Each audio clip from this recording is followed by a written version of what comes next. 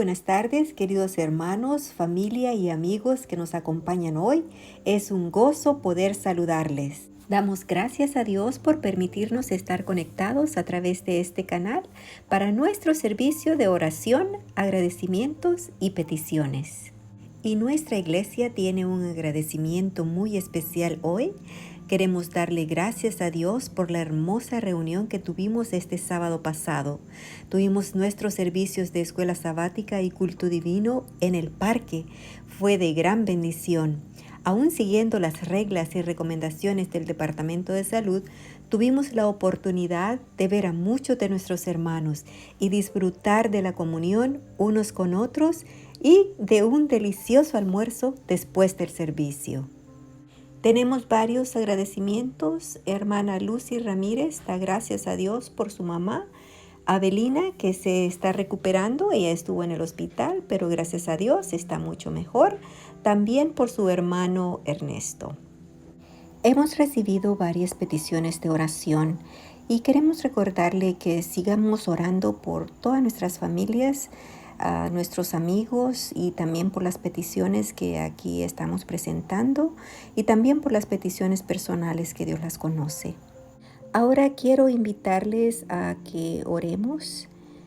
Todo el que puede hacerlo de rodillas y si no, pues les invito a inclinar el rostro. Nuestro Padre Dios Todopoderoso, gracias Señor te damos en esta noche por permitirnos poder reunirnos y estar conectados a través del internet para que podamos sentir este compañerismo, comunión contigo, Señor, y la comunión de unos con otros.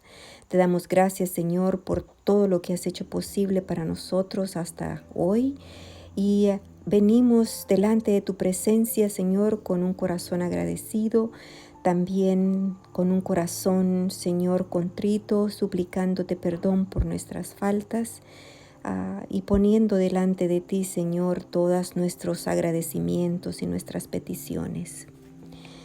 Te rogamos, Señor, que ahora que vamos a estudiar tu santa palabra, que tu Espíritu Santo sea quien dirija este estudio y dirija también a nuestra hermana Parada, que hables a través de sus labios y podamos recibir, Señor, la instrucción que tú tienes en tu palabra para nosotros. Gracias, Señor, te damos por tu gran amor, tu bondad y misericordia. Que todo lo que hagamos, meditemos, digamos, sea, Señor, siempre para honra y gloria de tu nombre. Te lo suplicamos y te agradecemos todo en el precioso nombre de nuestro Señor, Cristo Jesús. Amén. Antes de pasar a nuestro estudio y meditación de esta noche, queremos recordarles a todos nuestros hermanos, hermanas, amigos, familiares, que este sábado a partir de las 10 de la mañana tendremos nuestro servicio de escuela sabática y culto divino en el parque. Ustedes ya saben la dirección y el que no la tenga, por favor comuníquese con hermana Parada o con su servidora, hermana García, y les haremos llegar la información. Gracias por estar con nosotros y que sean todos muy bienvenidos. Que el Señor les bendiga. Muy buenas noches, queridos hermanos. Es un placer saludarles. Me da alegría poder traer el mensaje en esta noche de la palabra de Dios. Sé que es un miércoles de oración y testimonio y yo estoy segura que todos nosotros tenemos tanto por qué agradecer a Dios. Tenemos también muchos testimonios, ¿verdad?, de lo que Dios hace por nosotros. Y si acaso tenemos pues peticiones, ¿verdad?, sabemos que el Señor está su oído siempre atento a nuestras oraciones. Muy bien, para tomar la meditación de esta noche, quiero pedirle a todos que me acompañen con una oración.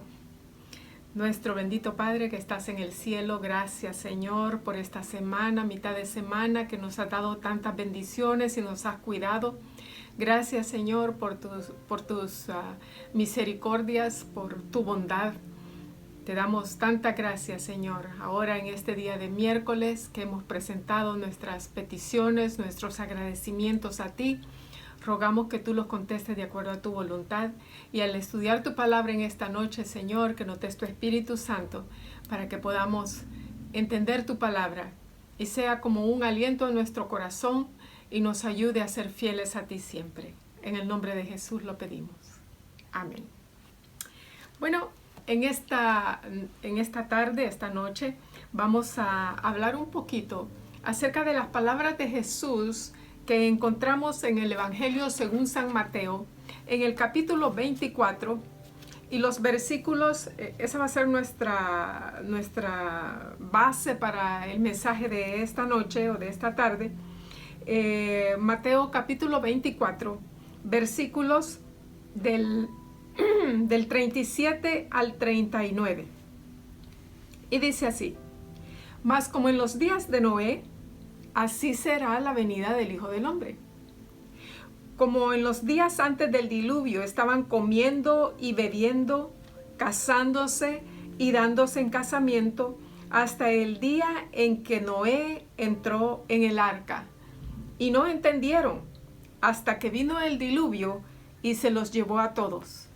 Así también será la venida del Hijo del Hombre. Muy bien. En esta sección, estas palabras de Jesús, cuando Él dice, así como en los días de Noé, así va a ser en el tiempo cuando Jesús regrese en gloria y majestad. Entonces, para entender esto, porque aquí se está haciendo una tipología, como fue antes, va a ser después, el tipo y el antitipo. Muy bien, entonces, para saber cómo va a ser en los días de la venida del Hijo del Hombre, tenemos que regresar allá al capítulo podríamos decir 6 de Génesis, para que veamos cómo fueron los días de Noé en aquel entonces. Génesis capítulo 6, dice así la palabra de Dios. En el versículo 5 dice, y vio Jehová que la maldad de los hombres era mucha sobre la tierra, y que todo designio de los pensamientos del corazón del hombre de ellos era de continuo solamente al mal. Y luego vemos los versículos del 11 en adelante, del 11 y 12, y dice así: y se corrompió la tierra delante de Dios, y estaba la tierra llena de violencia. Y miró Dios la tierra, y aquí que estaba corrompida, porque toda carne había corrompido su camino sobre la tierra. Estos versículos nos dicen que en el tiempo de Noé, dice el versículo 5, la maldad era mucha sobre la tierra. Hoy por hoy, hermanos, encontramos maldad por todos lados. Bueno, tanto que las cárceles ya no pueden acomodar a tanta gente y los han tenido que sacar, y ahí andan los criminales en la calle, porque ya no hay ni espacio suficiente para los criminales. Hay gente mala por todos lados. Dice, la maldad de los hombres era mucha en la tierra, y dice que todo designio de los pensamientos del corazón de ellos era de continuo solamente al mal. Todas las cosas que hacemos comienzan con un pensamiento. Y si nuestros pensamientos son malos, eso va a producir acciones malas. Y era exactamente lo que estaba pasando en la época de Noé. Él dice de continuo. No era una tentación por aquí o por allá, es que ellos continuamente estaban alimentando su mente de cosas malas, y entonces sus pensamientos eran de continuos solamente al mal. Y para que en la palabra de Dios diga que Dios se arrepintió de haberlos hecho, hermanos, para que nuestro Hacedor, que es todo amor, se arrepienta de haber hecho al hombre, es porque la maldad era increíble. Es decir, en el versículo 12 dice, y miró Dios la tierra, y aquí que estaba corrompida, porque toda carne había corrompido su camino sobre la tierra. Su camino es en lo que andan, ¿verdad? Y cuando estamos hablando de camino, estamos hablando de la conducta del hombre. Se conducían solamente en la maldad. Y Dios se arrepintió de haber hecho al hombre. Pero para entender por qué, fíjese que para ese entonces apenas habían quizás pasado unos 1500 años desde la creación del hombre. No había pasado, podríamos decir, mucho tiempo. Sin embargo, los hombres se habían deteriorado su conducta moral, se habían hecho malos. Y para entender eso, lo estudiamos nuevamente en el libro de Génesis, porque encontramos nosotros que después de que Adán y Eva pecaron, les nacieron hijos, ¿verdad? Nosotros sabemos que Caín mató a Abel. Y de la descendencia de Caín vienen lo que iban a ser la descendencia de la serpiente, los hijos del mal. Pero de Set encontramos nosotros que iban a ser la descendencia de donde habría de salir aquella promesa que Dios le había hecho a Adán y a Eva, que la simiente de la mujer vendría y le aplastaría la cabeza a la serpiente. Así que vemos nosotros dos ramas, aunque salieron de la misma mujer de Eva, salieron las dos simientes, la simiente buena y la simiente mala. Por un tiempo se mantuvieron separados. Si nosotros leemos el capítulo 4, encontramos nosotros la historia de Caín y su descendencia. Y si vamos al capítulo 5, entonces encontramos la descendencia de Set, de donde habría de venir nuestro Señor Jesús. Pero cuando nosotros llegamos al capítulo 6, fíjense qué interesante, 4 Caín, 5 Set, pero cuando llegamos al capítulo 6, y vamos a leer nosotros los primeros versículos del capítulo 6, dice que aconteció, estoy leyendo el versículo 1 del capítulo 6, aconteció que cuando comenzaron los hombres a multiplicarse sobre la faz de la tierra y les nacieron hijas, viendo los hijos de Dios, o sea, los descendientes de Set, que las hijas de los hombres, la descendencia de Caín, eran hermosas, tomaron para sí mujeres, escogiendo entre todas. En ese momento se mezclaron las dos descendencias, la descendencia de Caín y la descendencia de Set. Saben, hermanos, que la cuestión es tan crítica porque nosotros encontramos en la segunda epístola de Pablo a los Corintios, en el capítulo 6 y en el versículo 14, nos dice que no debiéramos juntarnos, no os unáis en yugo desigual con los infieles. Ese es el consejo de la palabra de Dios. Los hijos de Dios han de mantenerse separados. Es más, la palabra santidad quiere decir apartados, ¿verdad? Apartados para nuestro Dios, para el servicio de Dios, santidad. Pero los santos se unieron con los impíos. Y entonces vino la catástrofe, de tal manera que en el tiempo de Noé, prácticamente la simiente santa se había perdido. La palabra de Dios dice que había nada más un hombre. Después, pues comprendemos que también su familia pues era apartada del mal, pero la Biblia lo menciona solamente a Noé. Dice, vio a uno que era fiel a Dios y ese era Noé. Y entonces, siendo que la simiente estaba por desaparecer y había de cumplirse la promesa de enviar a un Salvador, entonces Dios tuvo que intervenir, tuvo que hacer algo, porque de otra manera, pues la simiente nunca habría venido. Los hombres se estaban corrompiendo y se había mezclado lo bueno con lo malo y ya no había diferencia. Así que entonces Dios tuvo que hacer algo, ¿verdad? Cuando el Señor nos da el consejo, hermanos, que no nos unamos con los impíos, claro está diciendo de que solo nos acerquemos a ellos para tratar de salvarlos. Tampoco quiere decir que no vamos a llevarles el evangelio. Claro que vamos a llevarles el evangelio, pero vamos nosotros a mantener esa distancia con los impíos. Así que encontramos nosotros, ¿verdad?, que el remanente llegó a ser tan pequeñito. En Génesis capítulo 6 y versículo 9 dice: estas son las generaciones de Noé. Noé, varón justo, era perfecto en sus generaciones. Con Dios caminó Noé. O sea que la conducta de Noé era perfecta. A él encontró el Señor justo. Y si vamos al capítulo 7 y vemos el versículo 1, dice así: dijo luego Jehová a Noé: entra tú y toda tu casa en el arca, porque a ti he visto justo delante de mí en esta generación. Realmente podríamos decir que la misericordia de Dios se extendió hacia su familia, pero realmente la palabra de Dios solo menciona que pues a quien había visto justo era a Noé, ¿verdad? Entonces vemos nosotros de que el remanente había llegado a ser tan pequeño que se podía contar con los dedos de la mano, ¿verdad?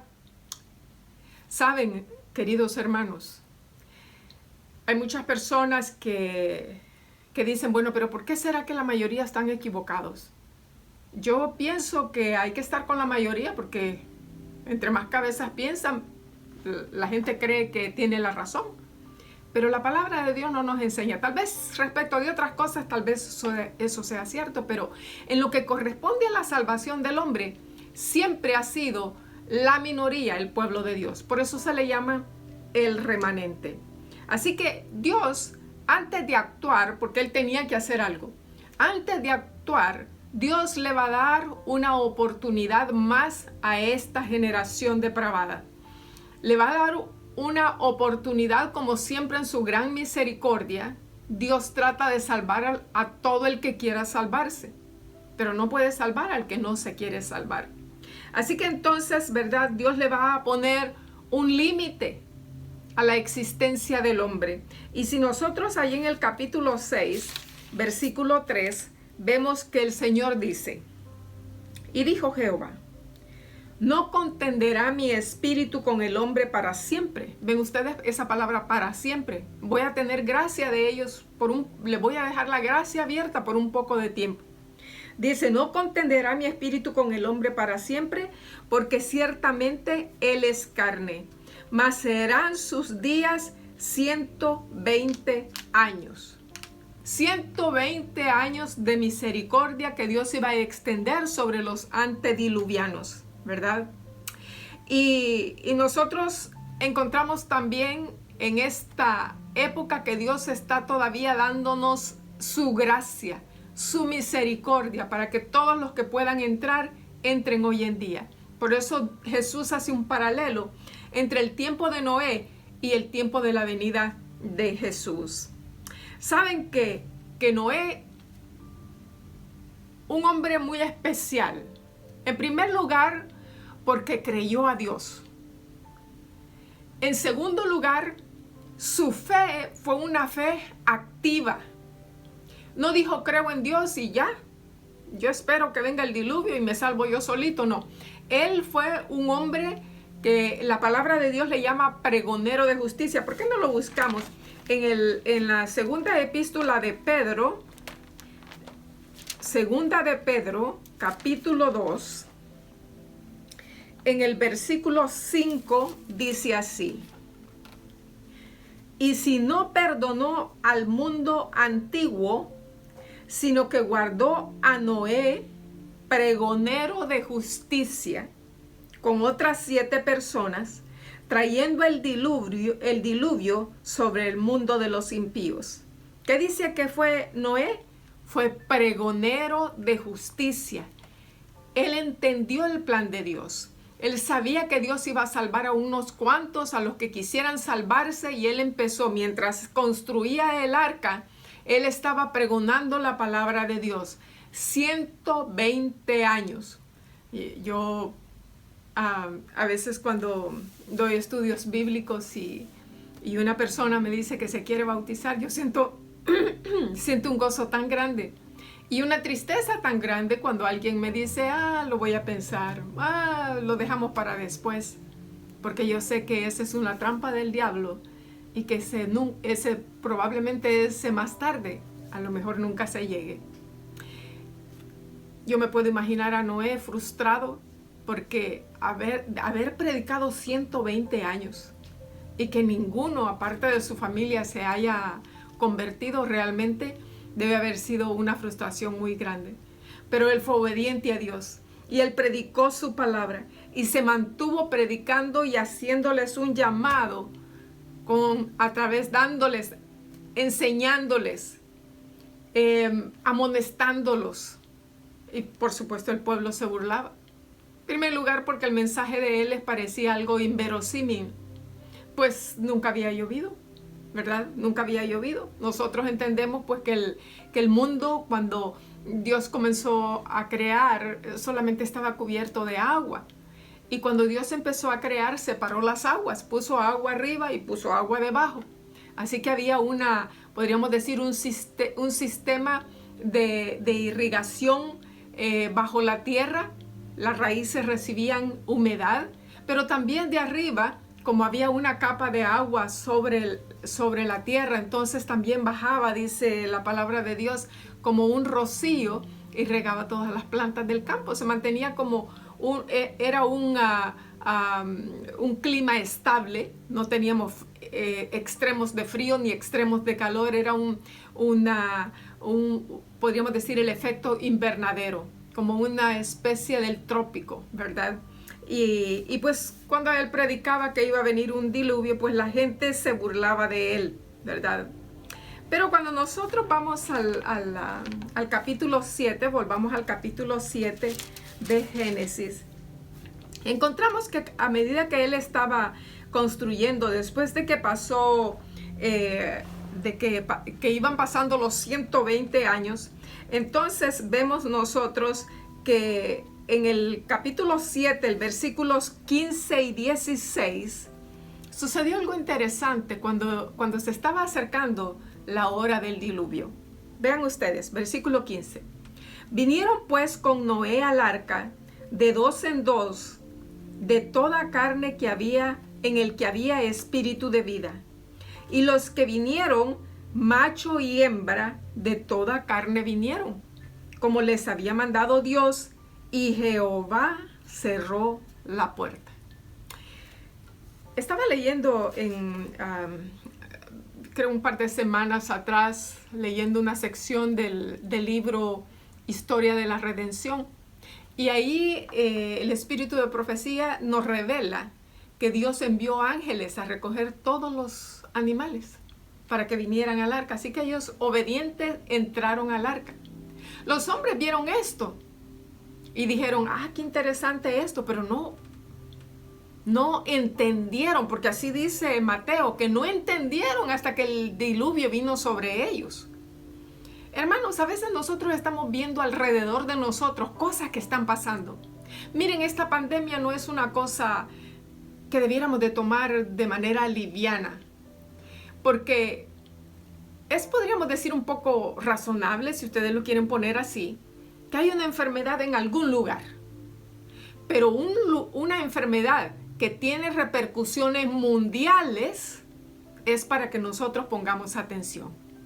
El Señor nos está hablando. No nos vaya a pasar a nosotros que viendo las cosas no las veamos.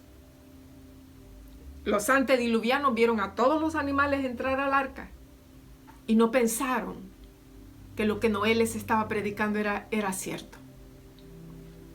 Entonces vemos nosotros, ¿verdad? Después de eso que entraron los animales, dice que la puerta se cerró.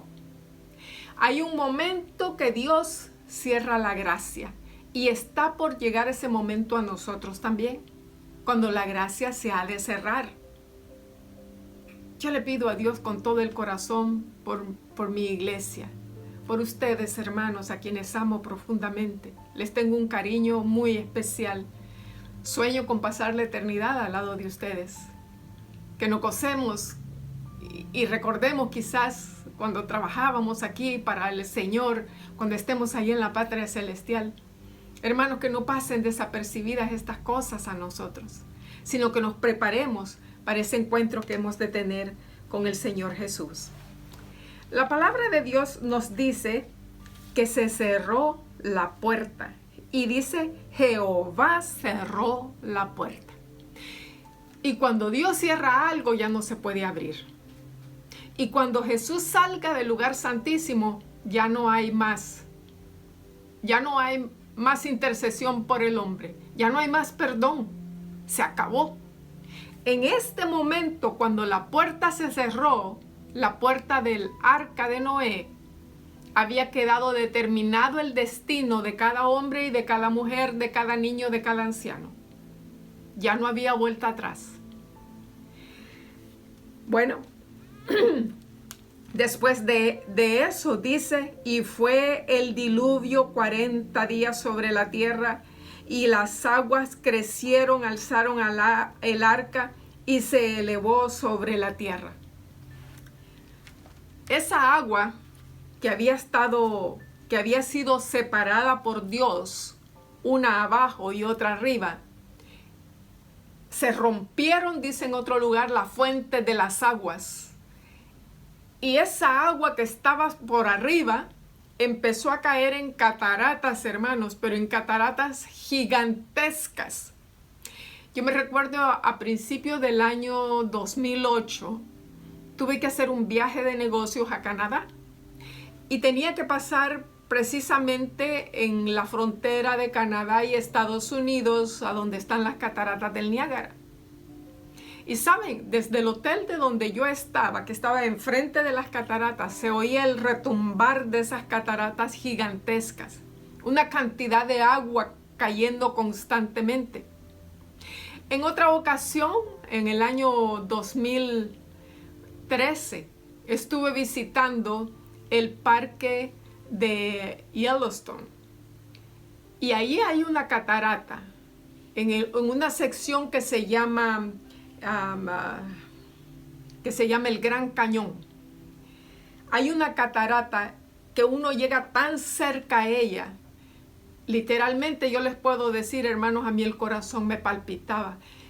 Era de temor, de miedo. Es que la catarata parecía que se iba a venir sobre mí y me iba a arrastrar, pero es una catarata gigante. Ahora yo me puedo imaginar cataratas cayendo del cielo, pero no solamente eso, se rompió el piso y soltaban rocas por todos lados. Hermanos, eso fue una cosa tremenda. Se cumplió la palabra de Dios. Se cumple la palabra de Dios y se va a volver a cumplir la palabra de Dios, que como fue en los días de Noé. Saben, hermanos, es bueno escuchar la amonestación de Dios. Vamos de nuevo al Evangelio según San Mateo, capítulo 24. Versículo 39 dice, porque el día y la hora nadie sabe, ni aun los ángeles de los cielos, solo mi Padre. Y como fue en los días de Noé, así será la venida del Hijo del Hombre. Y luego dice, como en los días antes del diluvio estaban comiendo, bebiendo, casándose, dándose en casamiento, hasta que el día en que Noé entró en el arca. No hay nada malo en comer, hermanos. Dios hizo los alimentos para comer. No hay nada malo en beber. Necesitamos, el cuerpo humano es más del 70%, ¿verdad? Necesitamos estar tomando líquido, así que no hay nada de malo en comer y beber. No hay nada malo en casarse. Dios instituyó el matrimonio. Pero lo que está queriendo decir aquí es que las personas siguieron en su rutina diaria. No hicieron una preparación especial. Siguieron comiendo, bebiéndose, casándose, dándose en casamiento, y ahí es donde viene la complicación, hasta el día en que Noé entró en el arca y no entendieron hasta cuándo, hasta que vino el diluvio y se los llevó a todos. La gran mayoría de las personas, desgraciadamente, de este mundo se van a perder. No porque yo lo desee, sino porque así lo enseña la palabra de Dios. Siempre se salva un remanente, un poquito, un puñadito. La pregunta es, hermanos, ¿nos estamos tú y yo preparando para ser parte de ese puñadito, de esos cuantos que se van a salvar? Esta amonestación es para nosotros, para que nos preparemos, para que a nosotros no nos tome de repente de sorpresa la venida de Jesús, para que nosotros nos preparemos todos los días. Cada día que el Señor nos da es una oportunidad para nosotros de salvación y una oportunidad para que seamos una bendición para otros también. La pregunta es, ¿estaremos aprovechando nosotros las oportunidades que Dios nos da? ¿Cómo vamos a prepararnos, hermanos? ¿Cuál debe ser la preparación que nosotros debemos tener? Aquí mismo en el Evangelio según San Mateo, si ustedes me acompañan, veamos los versículos del 42 al 44. Dice así el Señor, y es una recomendación, pero también es una orden para el pueblo de Dios. El Señor dice, velad, velad pues porque no sabéis a qué hora ha de venir vuestro Señor. Velar es no dormir, hermanos. Y no está hablando del dormir del sueño diario de cada noche. Está hablando que debemos estar con los ojos abiertos a todo lo que está sucediendo a nuestro alrededor, que podamos distinguir las señales que el Señor le está dando a su pueblo para que esté preparado. Velad, dice, porque no sabéis a qué hora ha de venir vuestro Señor. Pero sabed esto, que si el padre de familia supiese a qué hora vendría el ladrón, él velaría y no dejaría minar su casa. Por tanto, aquí viene la amonestación. Vosotros estad preparados, porque el Hijo del Hombre vendrá a la hora que no pensáis. ¿Cómo vamos a prepararnos, hermanos? Los versículos que siguen nos describe qué es lo que debemos estar haciendo. Dice, ¿quién pues es el siervo? Y eso somos tú y yo, ese siervo. Siervo fiel y prudente. Debemos ser fieles a Dios, pero debemos ser prudentes también, dice, al cual el Señor puso sobre su casa para que les dé su alimento a tiempo. ¿De qué alimento está hablando el Señor? Está hablando de este. Primero debemos comer nosotros y luego debemos de compartirlo a otro. Dice, ese siervo, dice, lo puso el Señor sobre su casa. ¿Cuál es la casa del Señor? Sus hijos. Hay que salir a buscar a los hijos de Dios, hermanos. Bienaventurado, dice, aquel siervo al cual cuando su Señor venga le haya haciendo así. Hermanos, la fe no es pasiva, es activa. Yo puedo decir que amo a Jesús con todo mi corazón, pero si Él me haya dormido, se va a cerrar la puerta y yo no la voy a poder abrir. El Señor dice que los que tienen la fe activa, porque miren, fe tiene hasta el diablo. Pero el Señor dice la fe activa que está buscando a los que se han perdido. Estamos en busca de las almas. Estamos alimentándonos de la palabra de Dios y estamos alimentando a otros. Dice, bienaventurado aquel siervo al cual cuando su Señor venga lo haya haciendo así. Algunos tal vez dicen, bueno, yo no sé dar estudios bíblicos. Si no sabes dar estudios bíblicos, hermano, invita a otros para que vayan y los den. Pero sé tú el eslabón. Trabaja buscando a las almas. Dile, yo me recuerdo hace años, muchos de ustedes conocieron a la hermana Grajales. Ella era una almita de Dios que estaba buscando almas donde quiera que iba. Ella no daba los estudios, pero invitaba a la gente. Y cuando la gente aceptaba, me llamaba y me decía, hermana, ya tenemos un estudio. Y allá íbamos a dar estudios bíblicos.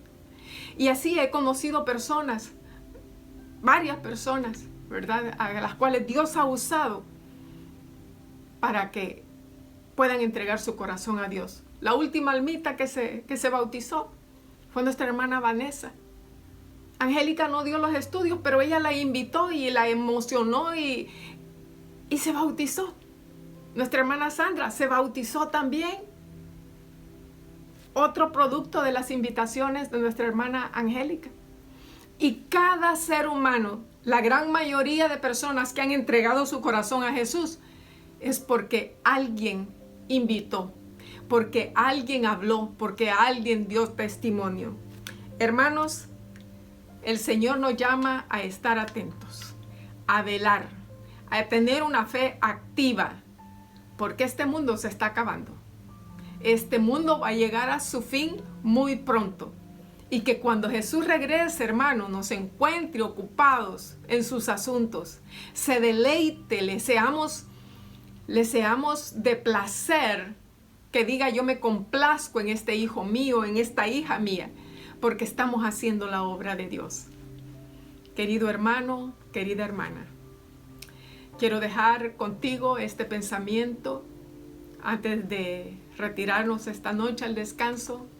Oremos para que el Espíritu Santo pueda usarnos para hacer una bendición, no solamente para nosotros que ya creemos, pero que podamos ser una bendición para todos aquellos que están a nuestro alrededor. Ese mundo que Dios ha puesto a nuestro alrededor y que nadie más puede alcanzar sino solamente tú.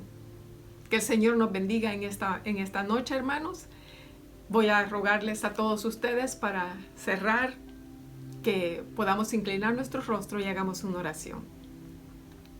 Bendito Padre que estás en el cielo. Hermosa es tu palabra, Señor, y nuestro Señor Jesús nos ha dejado amonestaciones y nos ha dado también, Señor, pautas para que podamos entender el tiempo que estamos viviendo. Sabemos que así como fue en los días de Noé, así va a ser el día de la venida del Hijo del Hombre. Permite que nosotros somos de los que entramos al arca, Señor. Que en ese simbolismo nosotros seamos de los que podamos ir a la patria celestial. Quédate con cada uno de mis hermanos. Bendícelos, Señor. Muévenos a tener una fe activa, a que en nuestra mente pongas ya a la persona por la cual debemos estar trabajando. Quédate con nosotros esta noche, danos tu bendición. Lo rogamos en el preciosísimo nombre de nuestro Señor Jesucristo. Amén.